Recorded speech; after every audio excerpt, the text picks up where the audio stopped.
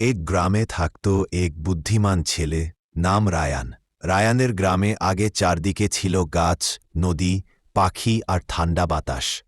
কিন্তু ধীরে ধীরে মানুষ গাছ কাটতে লাগল, কেউ ঘর বানাতে, কেউ মাঠ বাড়াতে, কেউ আবার শুধু জ্বালানি হিসেবে। একদিন রায়ান সকালে ঘুম থেকে উঠে দেখল গ্রামের পুকুর শুকিয়ে গেছে, বাতাসে ধুলো উঠছে আর পাখিরা নেই। সে দাদুকে জিজ্ঞেস করল, দাদু, আমাদের গ্রাম এমন ধরাটে আর গরম কেন হয়ে গেল? দাদু দীর্ঘশ্বাস ফেলে বললেন, গাছ কেটে ফেলার ফল বাঁচা। গাছেই আমাদের বাতাস পরিষ্কার রাখে, বৃষ্টি ডাকে আর ছায়া দে। রায়ান সেই রাত্রে সিদ্ধান্ত নিল সে প্রকৃতিকে বাঁচাবে।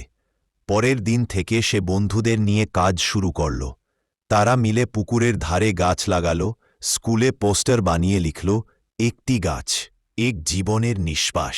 তারা প্লাস্টিক ফেলা বন্ধ করল, বৃষ্টির পানি জমিয়ে রাখল, আর সবাইকে বলল, প্রকৃতি আমাদের মা, তাকে ভালোবাসো। ধীরে ধীরে গ্রামের মানুষ বুঝতে শুরু করল, সবাই একসঙ্গে গাছ লাগাতে লাগল। এক বছর পর সেই গ্রাম আবার সবুজ হয়ে উঠল, পাখিরা ফিরে এলো, বৃষ্টি নামল, নদী হাসল। রায়ান জানল ছোট কাজ থেকেও বড় পরিবর্তন শুরু হয়।